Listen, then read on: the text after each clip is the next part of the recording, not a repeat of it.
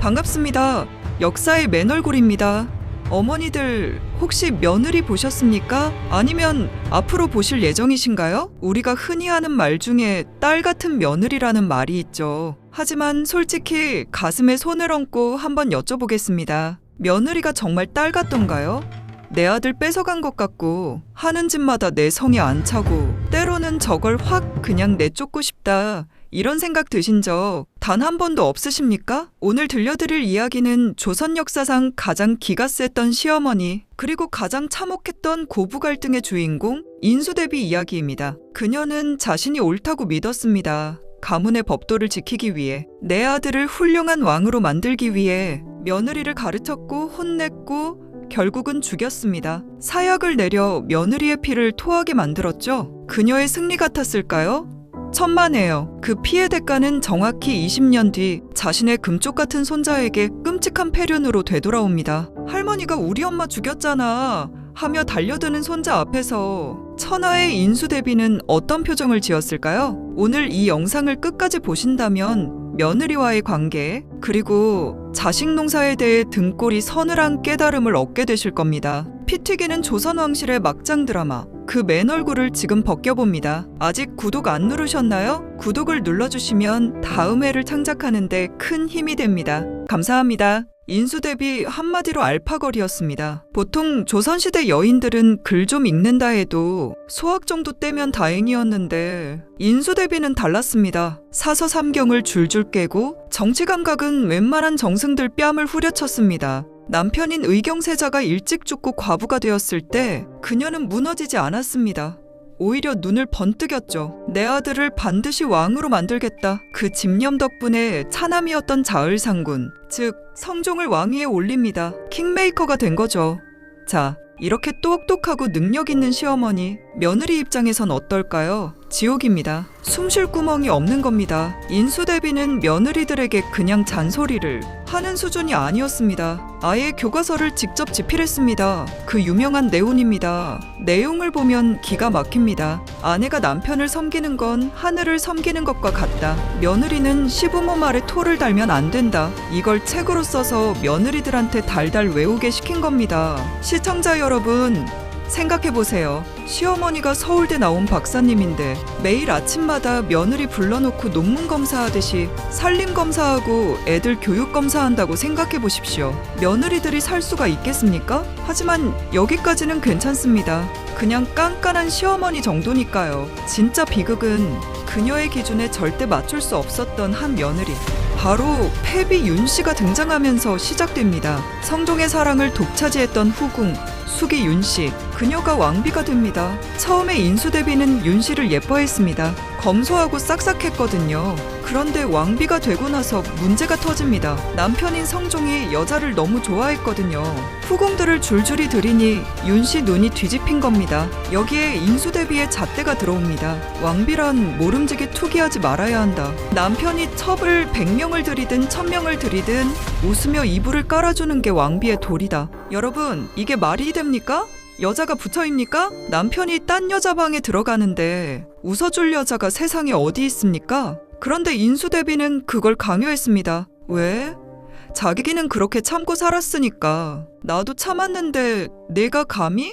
이게 깔려 있었던 거죠. 윤씨는 참지 않았습니다. 구술하기도 하고 독약 묻은 곶감을 숨겨두기도 했다는 소문이 돕니다. 결정적인 사건, 그 유명한 용안 비상사건이 터집니다. 부부싸움을 하다가 윤씨의 손톱이 성종의 얼굴을 핥히어 생채기를 낸 겁니다.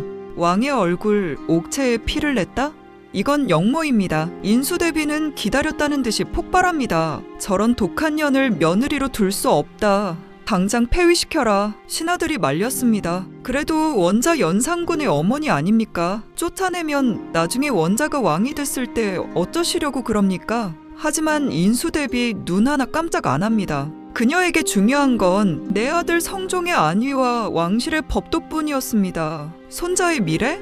엄마 없는 아이의 슬픔? 그런 건 안중에도 없었습니다. 그녀의 차가운 이성이 모성애를 짓밟아버린 순간이었습니다. 결국 윤씨는 쫓겨났습니다. 그리고 몇 년 뒤 성종은 고민합니다. 이제 좀 불쌍하니 다시 데려올까? 그 낌새를 눈치챈 인수대비가 쐐기를 박습니다. 저 여자가 살아있는 한 우리 왕실은 조용할 날이 없다. 죽여라. 결국 사약이 내려집니다. 며느리는 피를 토하며 죽어가면서 그 피 묻은 적삼을 어머니에게 건네며 유언을 남깁니다. 내 아들이 왕이 되면 이 피 묻은 옷을 보여주세요. 그렇게 며느리를 죽이고 인수대비는 승리한 듯 보였습니다. 궁궐은 조용해졌고 손자 연산군은 자기 손으로 엄격하게 키웠습니다. 내 어미는 죄를 지어 죽었다고 가스라이팅하면서 말이죠. 연산군, 겉으로는 할머니 말 잘 듣는 척 했습니다. 하지만 그 속은 골가 터지고 있었죠. 엄마의 얼굴도 모르고 아버지의 눈치를 보고 할머니의 서슬퍼런 감시 속에서 자란 아이. 그 아이가 괴물이 되지 않는 게 더 이상하지 않겠습니까? 20년이 흘렀습니다. 성종이 죽고 연산군이 왕이 되었습니다. 그리고 판도라의 상자가 열립니다. 임사원 같은 간신들이 연산군에게 피 묻은 적삼을 보여준 겁니다. 전하, 어머니가 어떻게 돌아가셨는지 아십니까? 그날 밤 연산군은 짐승처럼 울부짖었습니다. 그리고 칼을 뽑아들고 할머니 인수대비의 침전으로 달려갑니다. 그때 인수대비의 나이 68, 병석에 누워있던 노인이었습니다. 손자가 칼을 들고 들어와 소리칩니다. 왜 내 어머니를 죽였습니까? 왜? 여러분이 인수대비라면 이 순간 무슨 생각을 했을까요? 아, 내가 그때 참을 걸 했을까요? 아니요. 실록이나 야사를 보면 인수대비는 끝까지 당당했습니다. 내 어미는 죽을 짓을 해서 죽었다 라고 호통을 쳤다고 합니다. 그러자 이성을 잃은 연산군이 차마 입에 담기도 끔찍한 패륜을 저지릅니다. 자신의 머리로 할머니의 가슴을 들이받아 버린 겁니다. 조선 최고의 권력자, 며느리도 죽이고 아들도 왕으로 만들었던 철의 여인 인수대비. 그녀는 그 충격과 화병으로 얼마 뒤 쓸쓸하게 세상을 떠납니다. 며느리를 죽인 죗값을 가장 사랑했던 아들의 핏줄인 손자에게 고스란히 돌려받은 셈입니다. 그녀가 죽고 나서 연산군의 폭주는 브레이크가 고장난 기관차처럼 달립니다. 할머니의 3년상을 25일 만에 끝내버리고 며느리를 죽이는데 찬성했던 신하들을 모조리 도륙냅니다. 우리가 아는 갑자사와의 피바람입니다. 인수대비가 평생을 바쳐 지키려 했던 조선왕실의 법도가 아이러니하게도 그녀의 지나친 엄격함 때문에 박살이 나버린 겁니다. 인수대비의 장례식 날 연산군은 상복도 입지 않으려 했다고 합니다. 죽는 순간까지 그녀는 얼마나 억울했을까요? 내가 가문을 위해 어떻게 살았는데 어떻게 내가 나한테 이럴 수 있냐며 피눈물을 흘렸을 겁니다. 하지만 아무도 그녀를 위로해주지 않았습니다. 자업자득이었으니까요. 여러분, 오늘 인수대비의 삶을 보면서 어떤 생각이 드셨습니까? 그녀는 똑똑했고 부지런했고 누구보다 치열하게 살았습니다. 틀린 말 한 적 없습니다. 하지만 맞는 말로 사람을 죽였습니다. 우리 시니어 어머님들, 자식 키우다 보면 며느리 보다 보면 마음에 안 드는 것 천재일 겁니다. 내가 살아보니까 이게 맞는데 왜 쟤들은 저렇게 살까 답답하시죠? 돈 쓰는 것도 마음에 안 들고 애 키우는 것도 불안해 보이고요. 그래서 한마디 하고 싶고 가르치고 싶고 뜯어고치고 싶으실 겁니다. 하지만 기억하십시오. 인수대비는 며느리를 이겼지만 결국은 아들을 잃고 손자를 괴물로 만들었습니다. 가족은 논리로 이기는 곳이 아닙니다. 내가 100번 옳은 말이라도 그 말이 상대방의 가슴을 후벼 파는 칼이 된다면 차라리 입을 다무는 게 낫습니다. 돈 주지 마라, 정 주지 마라. 하지만 사실 우리가 자식에게 주지 말아야 할 가장 큰 것은 바로 나의 기준입니다. 나의 잣대로 자식을, 며느리를 재단하지 마십시오.